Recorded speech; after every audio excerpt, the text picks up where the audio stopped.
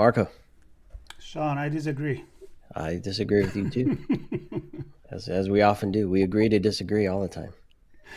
That's why we make interesting conversation, I think. Hopefully, at least for ourselves. Maybe a few other people enjoy them Well, too, well, but we'll, we'll see if our guests agree with us or not. I know. So this is a not a first for us with ITSP magazine, but certainly for my show Music Evolves. Typically, I have one-on-one conversations with artists and performers and creators and professors and the like. But today we're doing a panel to look at AI in music and who owns the rights to what, given that AI seems to be creating new things based on old things. And many of those old things are not in the public domain and created by somebody who owns the rights to them and probably an organization that owns the rights to them. So we're going to talk about how all this fits together. And of course, if it's just you and I, we had a conversation on this, which is We did. why That's when we, we decided to have I know an people who know extended what conversation. people who know what the heck's going on, not just us. So I'm thrilled to have Drew, Chandler, Michael, and Puya on to bring different perspectives. We'll do a quick round here. Of course, Marco, you'll jump in where you want. Quick round for who you are, what you're up to in this space of music, and then we'll ask the fun questions. Chandler, we'll start with you. Hi, I'm Chandler Lawn. I'm currently in my last year of law school at the University of Texas. I was a professional musician, singer songwriter, touring, recording artist for over 10 years. I also taught music education for many years, and now I primarily focus my legal research and publications on legal issues involving copyright and AI targeted towards the music industry. You have some research that you put together and a paper you put together, which we'll link to as well, so people can read that. Drew, a few words from you. Sure. Just like Chandler, I started out as a professional touring and recording artist, signed to Atlantic, still have a rough trade publishing deal. Did A&R at two majors, Warner's, and then I was a senior vice president of A&R at Sony. Also ran Pandora's music team in between. I have since started my own company. I have a textbook that's coming out in February called Machine Music, How AI is Transforming Music's Next Act. I'm also an adjunct professor of music strategy, innovation, and AI at Berklee College of Music. I'll be teaching some other AI classes at some other universities, and I have a lot of clients and consultant work in this space. Fantastic. Great to have you on. And Michael. Hi, everyone. My name is Michael Sheldrick. I'm one of the co-founders of Global Citizen. We're mostly known in this space for how we use music to connect people and give citizens around the world a place to take action to end extreme poverty. And probably most well known in New York City for the Global Citizen Festival, have just gotten back from our first ever event in Latin America, which took place in Belém, the gateway to the Amazon, which was incredibly exciting. In addition to that, I also teach policy entrepreneurship at Columbia University and have recently published a book called From Ideas to Impact, a playbook for influencing and implementing change in a divided world.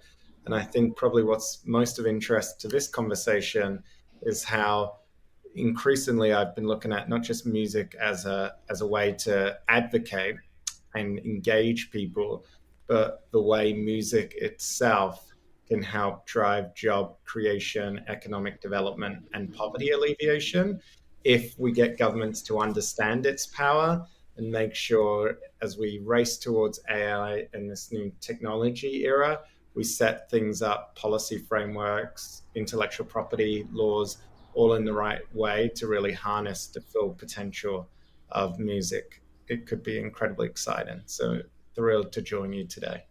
Yeah, fantastic. Glad you could.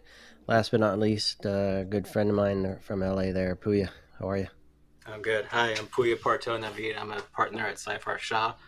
My practice is, I've been practicing for 18 years. My practice is focused on patents mostly, but I also cover the wide range of IP.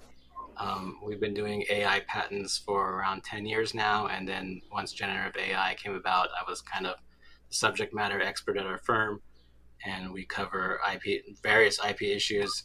I don't have any musical background, but I secretly wish I could be a rock star. That would be my alternate Don't we ego. all? Don't we all, Yes. Puya? I think we all want to. I think we all want to, and I'll use that as kind of the entry point for the conversation to start, which is a lot of us. I don't know if it makes it easy to perform. Maybe it does, but AI certainly gives a lot of people a chance to create music, right? Marco and I, as part of our last conversation, we each took that conversation, wrote a prompt, and created a minute piece each with our own styles. And who knows where the source of that came from? And I didn't want to do it. Marco teased me into doing it, but dared me to do it. But I guess the point is, we can all create using AI now, which is cool. Um, I don't think it's right. Marco likes to do it, and then there's the middle reality of is it legal or not. So I want to put it out there because reusing ideas and feelings and emotions and words and notes and chords, it's been done for decades, right? Music builds on music, builds on music, builds on music. There are rules and rights and regulations and how have things changed now with AI? And Chandler, I'm gonna leave it to you to kind of kick things into gear of where you see things are today, looking back. Yeah, absolutely. I mean, I think there is a lot of talk now about the democratization element, right? That these technologies bring to music. And I think having worked in music education, I can see the appeal, being able to teach a music class to kids and having them draft their own songs, or maybe creators who are less financially capable of recording in a big studio or hiring a band to track live on their songs, whatever those financial constraints may be. But like you mentioned, Sean, and I think I tend to kind of lean in your direction and fall into the camp of, is it legal? Is it okay to not compensate the artists who were responsible for feeding the data that built these models in the first place? Well, I think the tool and the technology are undeniably pretty revolutionary and provide a lot of new opportunities that do have value in and of themselves. I think we have to dig deeper and look at the root of how they were created in the first place, and whether not only are those foundations ethical, but are they sustainable long term? And feel free to jump in, anybody, but I'll turn it to Drew. But if you have something to share, just jump on in. Yeah, I think we have to clearly get an answer on whether training a model on protected IP is legal or not, because that'll just help define the ethical boundaries once we know the legal boundaries, and it'll help stir the market. I think it's important, though, to separate the narrative between what's real. I think the music industry is looking for this narrative that music that is created with generative AI is replacing artists or somehow a threat to the music industry. And the evidence is actually quite different. We now have 2+ years of generative AI streaming and flooding the DSPs. It is still less than 1% of the royalty pool. Fans don't want to listen to this. DSPs aren't supporting it. This tech is really cool. Like Chandler and Sean, you mentioned, it's got a lot of upside to the creation process and it's creating new markets. But I don't see a lot of evidence, and as MIDI has done some good research here too, that it's actually replacing artists. So I think one of the fights over copyright and fair use or not, one of the tenets, as I'm going to defer to Chandler, the legal scholar here, that it harms the commercial market for the original. And there's not a lot of evidence that it's doing that. In fact, there's some evidence that it's actually creating new markets for rights holders and artists. So I think we can take a step back, and whether we like it or not, it's here. And I think we just need to be very clear about what it means to have generative AI in our lives, because it's not necessarily what I think people think. I think it's interesting because the whole discussion around this, if you look at the positive, by forcing this discussion to happen around music and IP, and Sean, you mentioned that in some respects, this is not new, right? If you go to certain parts of the world, we were just with the Prime Minister of Barbados a few weeks ago. You can also speak to ministers of culture across many African nations. they would talk about the fact that many of these countries have no shortage of incredible artists, right? But they all either have to get registered in a place like the UK, Ireland, or the US in terms of where they're licensed. And then, of course, the royalties go to those countries, and those countries like Barbados or countries in Africa are not able to tax any of those revenues and feed it back into their own economies. Or, many of those musicians don't license their music, and it gets picked up anyway in different places. And this has happened for years. And so, this conversation around strong copyright, strong intellectual property, and actually enforceability may actually be a good thing many of these countries where artists are, because when you look at the size of the music economy, it's only growing. The last 2 or 3 years, the fastest growing region in the world for downloads from streaming, albeit from a low base, has been sub-Saharan Africa, right? Now, where are most of the proceeds of the revenues for that going? Probably not staying in country.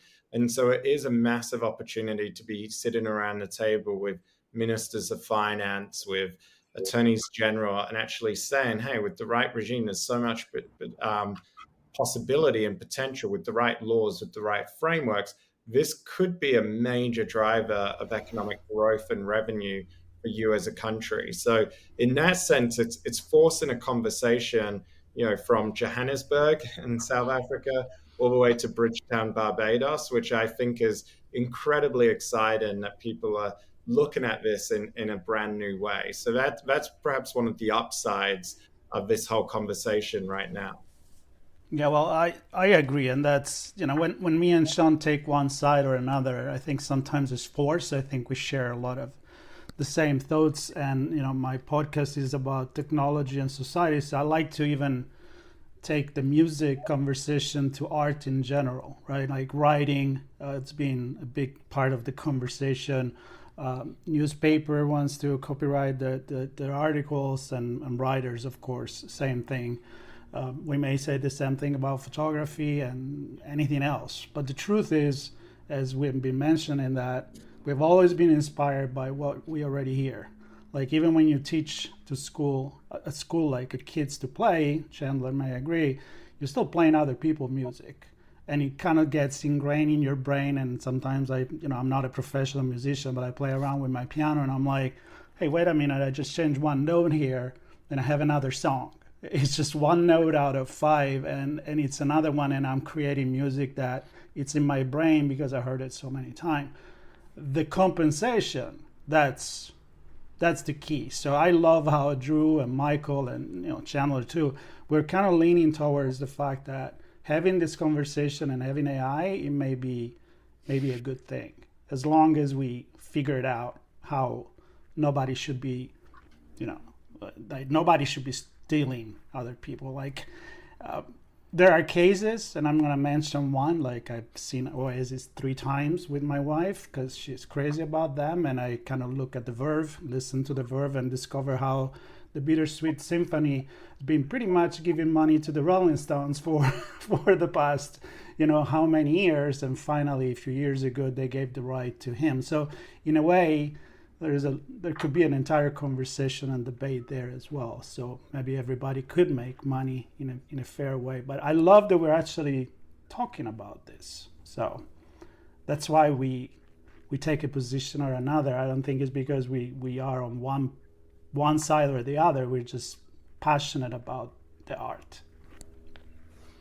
We are, and I think quickly, I'm just really encouraged by artist community and rights holders who are managing this pretty well and talking and thinking about this. The relationship that the music industry has had with technology over the last 2 generations has been terrible, like terrible. Mm-hmm. I mean, could they have gotten file sharing any more wrong? Like, and even streaming, which they righted, streaming launched in Europe in 2005 and didn't come to America till 2010. I mean, these completely fumbled that. But as much as I talk to the big AI companies, and as much as I talk to the major labels and the artist communities and trade groups, I think everyone understands this is pretty dramatic. And I think everyone is, even though they might have some opposing viewpoints and different points that they want to get across, and they have some not always aligned interests and incentives. Everyone's managing this stuff and thinking about this stuff pretty seriously, which is different from the past. So I'm encouraged. And Puya, I'd like to get your thoughts on this, because the one thing that sticks out for me with AI is just the sheer scale with which things can happen. Yeah, And that means creative, but also, kind of to touch on a few points we made, it's also identifying and being able to track back, perhaps, where things that's a are, good kind of point. Michael's point. So how are organizations and individuals you work with kind of getting their hands wrapped around it? Do they know enough about what's happening to actually put some lines in the sand that this is acceptable, this is not? Well, there's a good case that recently, the George R. Martin case, because he brought a suit, and like 2 years ago, if you asked us, it was kind of the Wild West. You didn't know where it was going, and it seemed like the courts were leaning towards the AI, the models, who owned the models. But George R. Martin, the writer of Game of Thrones, brought a suit, and the court allowed it to proceed because there was a direct tie between his material and what the generative AI outputted. So they could say you could, there's a causal link. I think one of the issues is, and this goes back to copyright cases, is, for example, Two Live Crew sampled Pretty Woman, and that was transformative enough that, and I have a fire alarm going, so I don't know what's going to happen, but that was transformative enough that that wasn't a copyright violation. But for example, Vanilla Ice sampling Under Pressure, that was not transformative enough. So I think one of the issues here is, can you have a link between the material that it was trained on and what the output is? And I don't know what's going to happen there in the courts. That might be that seems to be the fundamental issue. But then that's only the U.S. When we get globally, like, if is the court, if someone's training material songs in China, are they going to be held accountable under the same standards that the U.S. companies are? And we got to imagine that's not. We don't have to imagine. It's the reality is, it's a global system. So we have to figure out globally, because what happens in the U.S. isn't going to be enforced in China, isn't going to be enforced in Europe. So that's the bigger issue, I think, is having a global system in place where artists are respected and their rights are enforced. Can I I want to think ask you a question, and you, Chandler, too? Like, what have we learned from other court cases and other verticals and other sectors? Like, there was a couple of Google Books cases, and what we've learned from the Anthropic and the OpenAI New York Times cases. Like, is that kind of a guide point towards where we're headed with music? I mean, I think in some ways, yes, right? Like what we're looking at primarily is the separation of outputs and inputs. So the case law that we've seen so far has only focused on the training data that's being input. What Puya is talking about is the substantial similarity test, which for music and other art oftentimes as well, but music specifically is only going to be applied at the output stage. And Hey, so when we're running that test, it's like a case by case basis, right? And so the precedent that we're seeing is like running the fair use test on the training data for input. And there are definitely parallels there that can be drawn to the music industry. I think we haven't seen any cases yet on the output side of things, which is what would bring in that more case by case substantial similarity analysis, which has already kind of been thrown out of whack by the Marvin Gaye case. That has already pivoted a lot of our perspective on how we view substantial similarity, at least in a music context. So there's still a lot of questions up in the air. I mean, I think we have precedent with Google Books. We have, Barth versus Anthropic, the two cases we have up from Northern District of California this past summer that give us some information of how courts are looking at the fair use analysis. But again, this is for published written materials. We haven't had this input or output side, music composition side, come up in the courts, and it leaves a lot of opportunity to discuss, where we think that can go and how we think that precedent can then be extrapolated out. Right. I want to, Sean, I want to pass to Michael because I'm really, Yeah. really interested into the situation that he sees traveling around the world. And Michael, you just mentioned a couple of case study and how do you see the AI, the use of music or any other art, if you want to touch on that, to actually help artists to to create and be compensated for, and when you're not the big, the big band that that can sue everybody that can do something wrong about it. Well, look. In some respects, we have to remember. It's funny. When I was recently in South Africa, I was with Gallo Records, which is, I think, Africa's oldest record label, right? Or Africa's oldest homegrown record label. And from their perspective, technology writ large. Forget AI for one moment, in some respects, it's a lead in to, a resurgence. They've got songs which have never properly been played, which has never properly been distributed. They're now looking at digitalizing all of that, getting it out there, through the use of social media and all of these platforms. It allows you to reach new markets, new niches. You're seeing collaborations between big international artists and hyper local artists, that kind of localization that can now be globalized and build markets around the world. So to some extent, it's incredibly exciting. Now, of course, we have to figure out where the boundaries lie on some of these issues with respect to fair use, originality, and some of these questions in the courts. There's a number of different jurisdictions who are handling that in different ways. My understanding is countries like Japan and Singapore have perhaps taken more liberal stances in terms of how much they allow exemptions to copyright, in terms of AI use. Whereas in South Africa, an amendment to their copyright law is literally going through the courts now. It was held up to the Constitutional Court for review last year, and I believe that's where it's still languishing, waiting to be resolved.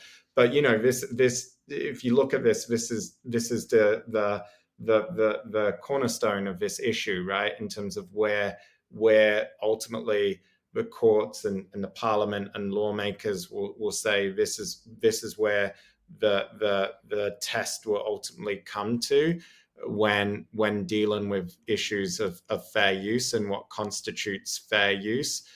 But I ultimately think, if you go back to something Drew said earlier, and if you take the point that ultimately music that relies a lot on AI to be generated is currently, I think the stat you said, Drew, was 1% maybe in terms of overall downloads.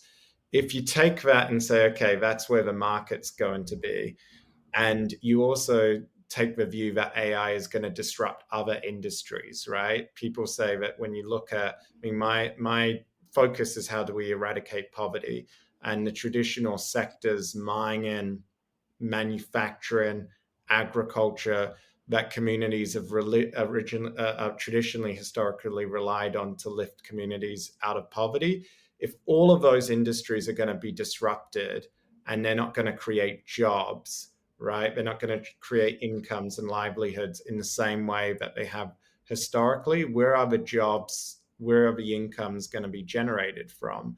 And this is where I think music and the live events industry, creative economy sector writ large, could actually become one of those industries that we rely on over the coming decade. The president of the World Bank, RJ Banga, recently said that over the next 10 years, we're going to have 1.2 billion people enter the job market, mostly in developing economies. He said currently we have about, based on job creation trajectories, currently we have about 400 million jobs to meet that 1.2 billion need. So where's the other 800 million jobs going to come from? And the World Bank, together with tourism, hospitality, the creative economy, he threw out this stat. He said for every dollar invested in the creative economy and tourism, you create 8 more jobs in manufacturing. And you look at stats reports from the World Economic Forum, they say people are traveling more, not just to see things, traditional tourism, but they want to experience. They love going to events. They love music. And so you could say, actually, this could be the age of music, live events industry, where it's actually taken seriously for once as a serious driver of economic development, and economies have to get behind it. Governments have to get back and say, hey, this is a serious part of our trajectory. And I think the UK has flagged this as a key part of their strategy over the coming decades. So, in that respect, from music, it could actually end up getting the attention from policymakers, lawmakers, that I know many in the industry have often bemoaned and said, okay, when we go and meet with ministers or cabinets, they just refer to us as the music guys, but without actually treating us seriously as, sport or infrastructure or mining or some of these other big drivers as well. So in that sense, it could be incredibly exciting. That's the upside. That's part of the reason why at Global Citizen we're trying to build Africa's first international touring circuit, because I think it could be incredibly exciting. And you know what? Another thing is the appreciation for what is made by humans, right? It just gives you that, handcrafted appreciate, like looking at what has been made by us, because nobody want to go to see a concert live where AI is playing. I mean, I wouldn't. You know what I mean? So Yeah, even the ABBA avatars, the ABBA Voyage show in London is like, which is hilarious that they call them avatars. Even they have a 10-piece acoustic live band with the avatars. So you're right. It is a novelty, but Yeah. I don't think it's gonna last. Really, I mean, you can go at the Sphere in Las Vegas and look at something like that, but I don't think it will stand the, it wouldn't stand the judgment of time, honestly. And I would like to know the kids. Like, how did the kids learning music now? I mean, maybe Chandler, what do you see when a kid knows they can create music with AI pretty easily?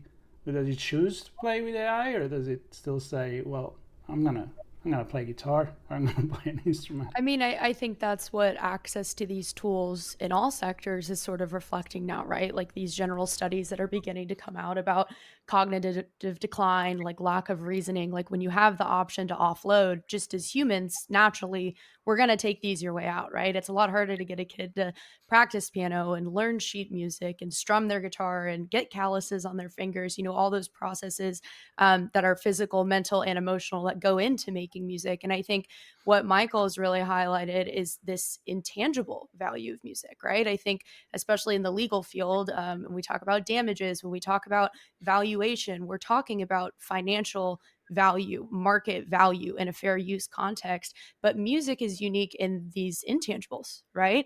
The power it has to connect people and bring people together, these things that Michael's looking to capitalize on, these things that we all know and have personally experienced to some extent. That's why we're here today talking about music. And I think what we really have to look at is how are we compensating musicians, but not just in a financial context. I know that when I was 12 years old, writing songs in my bedroom and posting them online, I wasn't looking to become a millionaire. It was not financial incentive that was driving me to do that. It was a greater drive to connect and share and be heard and felt and seen. And I think we have to bring that conversation more into the legal space, because if we're looking at it and evaluating things like market based on a purely financial standpoint, we're missing out on a lot of the point.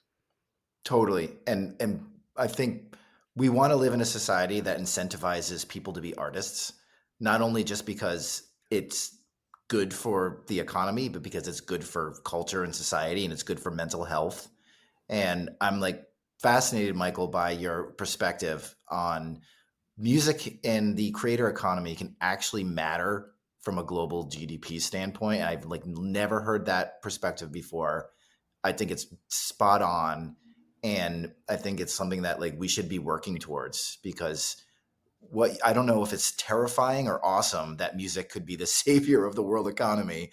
Typically relying on the music industry to do anything productive or right has not gone well.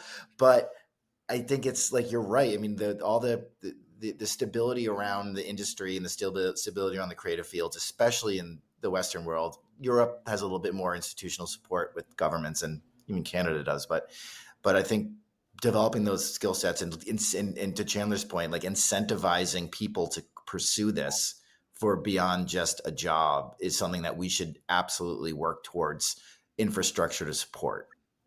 My good friend Shane Shapiro, he's a music economist. You should check out some of his work. He's trying to measure just this, and what he points out to me is, currently I think the value of music to the world's GDP, it's something like 4%, right? Which sounds low, but he points out that in the last few years, that it represents a doubling from 2%, right? So yes, it's a small base, but it's growing.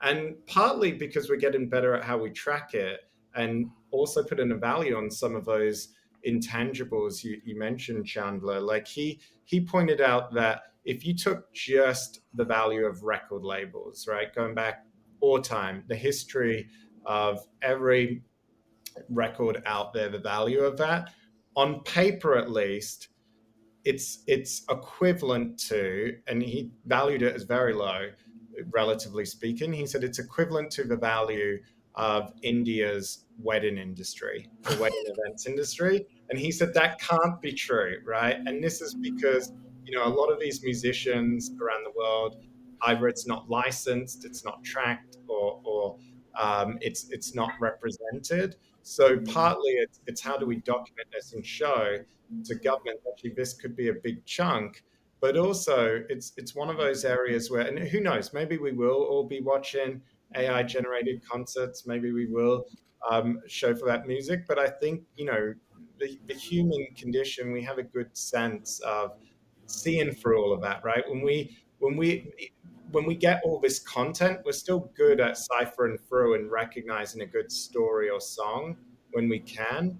And so if you count on that judgment for genuine, authentic creativity, and if we put in the policies, the investments to allow it to thrive, it could be entering a powerful new era. And that's why, I mean, he's working on a book at the moment, and he's titled it "How Music Can Save the World," which might be on the risk of hyperbole, but in some respects, it may not be far from the mark. I mean, music has a huge mind share in culture, and it's the most popular thing in the world. But as a business, it is really small, and it's gotten bigger with the maturation of streaming. But the way that the traditional GDP or financial services industry met, the way that they measure markets, judging by that calculus, it is like really small. So it traditionally and historically hasn't been able to support a lot of jobs, and it's been incredibly disruptive. And so it's probably more bigger than we think, but I would be surprised if it was more than 4% of world GDP. That actually sounds quite high to me. And it makes me wonder, because I've heard the term industry here, music industry, a few times, and I'm wondering, does that need to be redefined? Do we need to? Is it a small number of entities that control what this is, and does the power need to shift? I guess to back to the artists a bit more, back to the people who help the artists perform to large groups of people, and the communities that welcome them, and to Michael's point, make live performances real. Um, I don't know. Do we need to change what the music industry, quote unquote, is?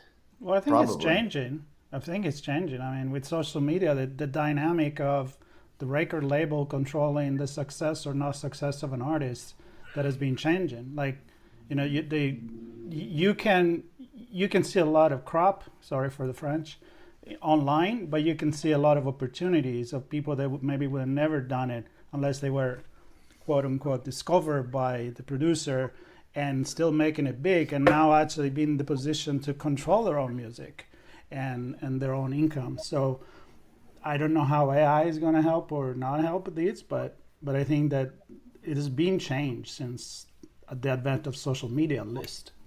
Because the reason I asked that question is the labels, maybe not so much the labels, but maybe the like was it who owns the right, who manages the rights to the music, right? The licensors. Yeah, I When mean, you play it. there's a lot of things that are music centric that are not counted in the music industry. So if I'm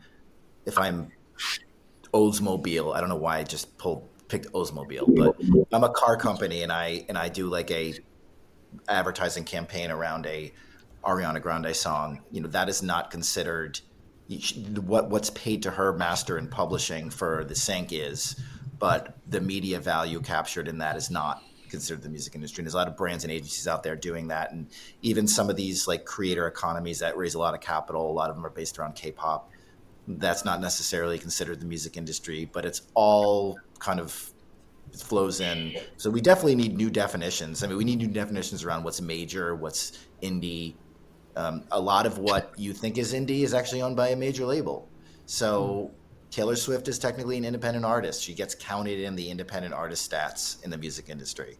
I don't think anyone would think or assume that Taylor Swift is an independent artist in the strictest sense. So we do need a lot of new definitions. We need a new way to categorize and codify what it is, what quote unquote music is. I think what's interesting on the rights holder side of that, though, is if you're looking at, let's say, like the big three major labels in the US that are managing the majority of music rights, if those are the people controlling the majority of artists, right, that are not quote unquote actually independent, then those are the people who are in the rooms having conversations with AI licensing companies, right? So there's a representation issue as well, as I think licensing is sort of looked at as this panacea for a plethora of music industry issues faced by AI. And when you think about who is owning and controlling these rights going back and forth, you're not accounting for all musicians, right? Like this huge like Udio settlement that UMG just happened to have and their licensing deal that pushed through, that's not all music being licensed, right? That's only rights that are controlled by UMG. And so I think what we have to look at is who's controlling these rights and what independent artists who are actually independent, not working with labels, who do have more opportunities than ever before, what they can do to be a part of this conversation. Otherwise, there is this sort of wiping out of rights in the sense that I can infinitely generate maybe Taylor Swift songs because I'm pulling them from UMG's catalog, but I can't infinitely generate a number of Drew songs because his Atlantic deal hasn't pulled through. There's such an infinite number, and I think it's a representation and consent issue on the licensing front as well. Yeah, the rich getting richer and ignoring the long tail. This is this episode will come out after, but ironically I'm spending the day at Suno tomorrow. I'm working on some stuff with them, and I keep trying to get them to tell me what's going on, when are the deals coming, and obviously they won't tell me a thing. But we all expect these deals to happen, and I think the music industry's answer to that question, Chandler, is that's why we have Merlin. Merlin's job is to advocate for and license the independent music community. And if you're an independent label or you're an independent artist, then opt into what we do and you'll be part of that whole pool. But when the history of recorded music now includes 250 million songs, when 10 years ago it was 18 million songs, I mean, it's just like, how do you manage and compensate all those people fairly? We're drowning in a sea of music. And that's not an AI. That's not because of AI. That's just because of the democratization of digital recording and distribution over the last 10 years. I mean, I wonder if there's something to be said now for the new era of independent artists, because if you're missing out on these larger scale licensing deals, I wonder if in a sense there's incentive to not be a part of it, because then you can stay human generated, right? Like if I not signed to a major label, don't want people just make a Chandler song into Suno, right? Then I can maybe retain some of my rights holdership. And it could usher in a new era of independent artists who are not participating in these generative models and putting artists who are under record deals under a different level of scrutiny, because now all of a sudden, oh, I'm signed, but this also means that whether or not I consented to it on the front end contractually, I am now infinitely generable, right? And so that is an interesting dichotomy shift that we're going to see as well, I think, with smaller independent artists, is whether or not they participate in the AI scheme, as it were, and how that distinguishes, the content that's coming out and that we're consuming.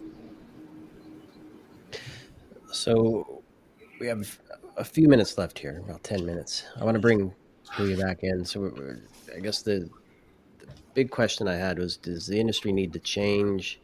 Can we look back at other significant changes in other areas of technology? Because you spend a lot of time in tech, IP, and copyright stuff.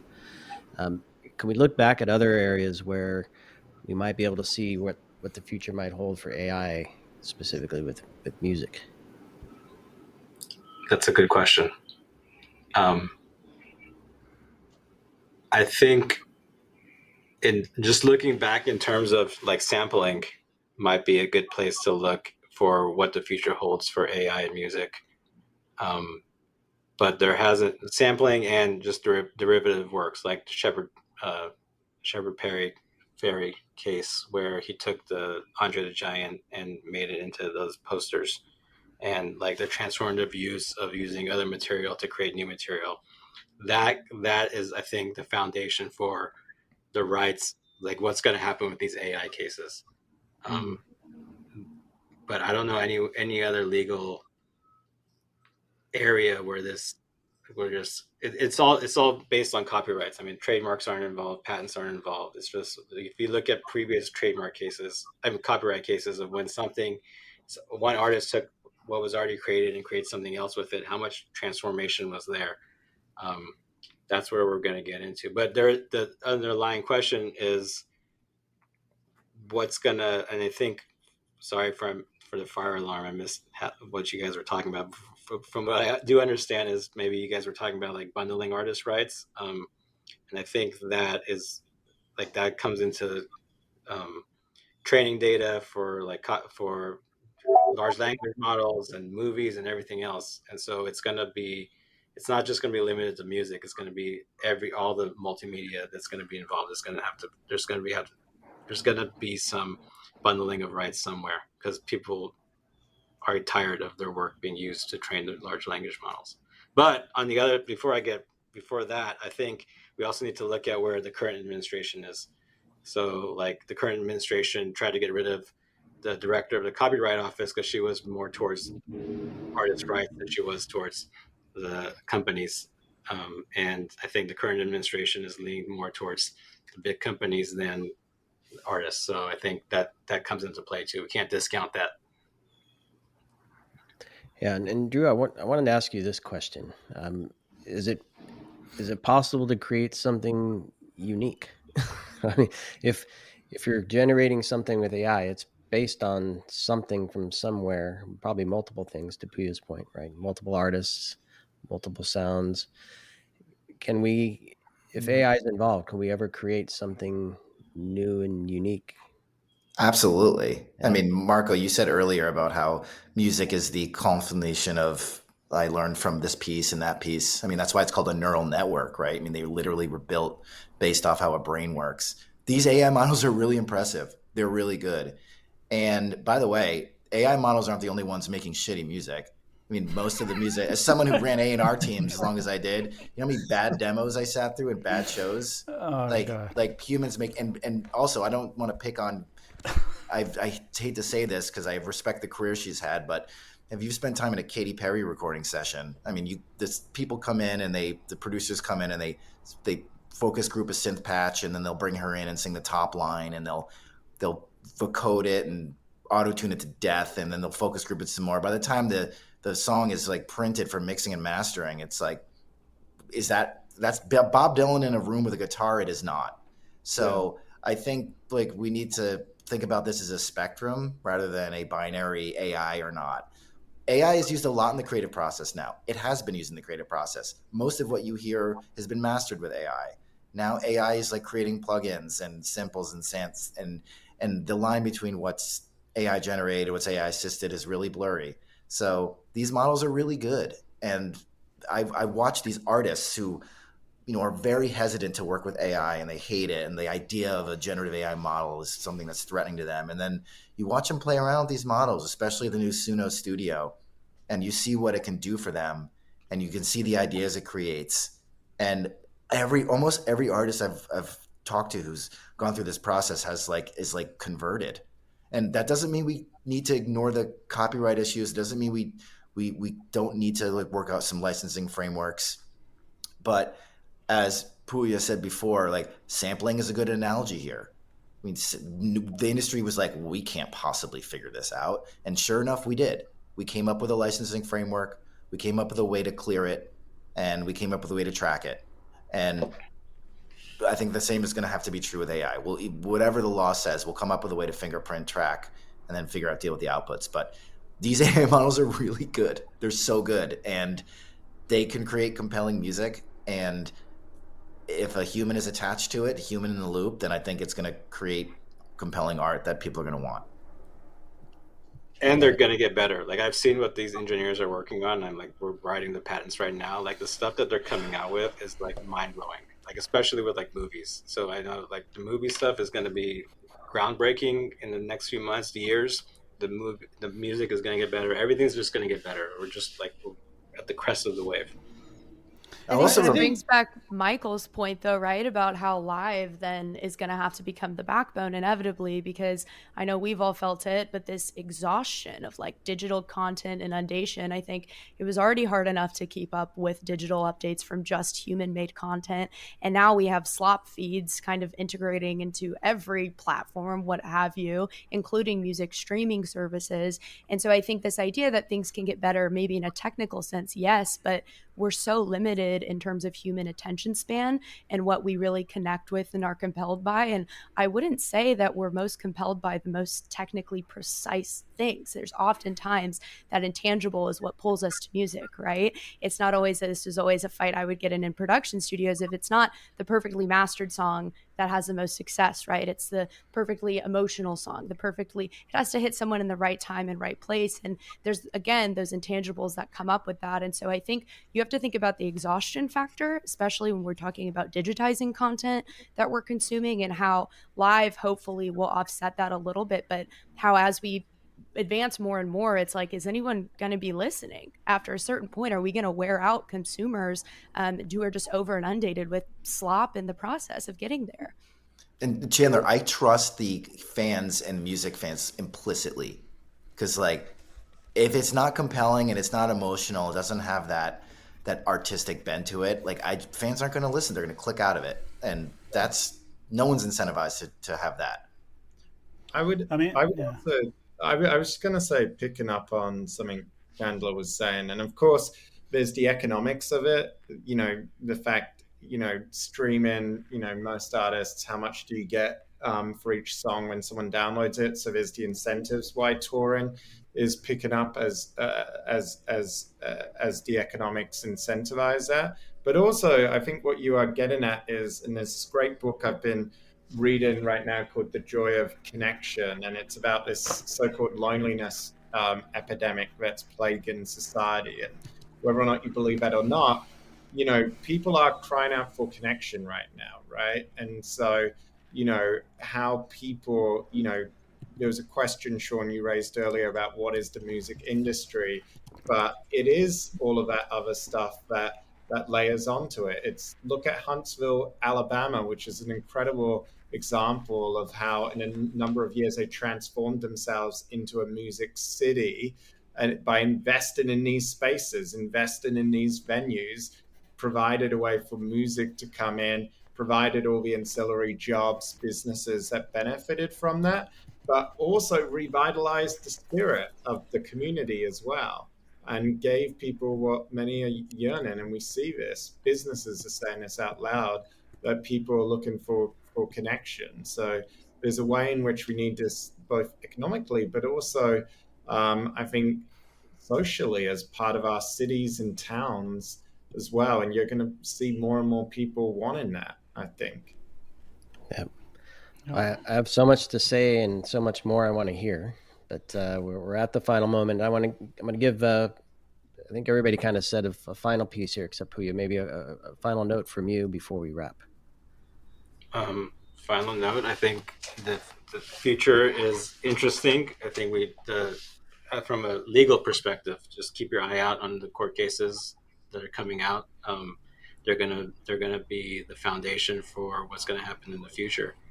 But I do think one thing I think we need to touch on, and I don't know if you guys touched on it, is um, watermarking AI, because I think when we get into deep fakes and get into what can happen in the future, I think that's a very important aspect that needs to be considered. Is how do we identify what is generated by AI? And I think that's going to be important to do in the future, because it's going to become the lines are going to become blurry, and I think that's something we need to look into as well.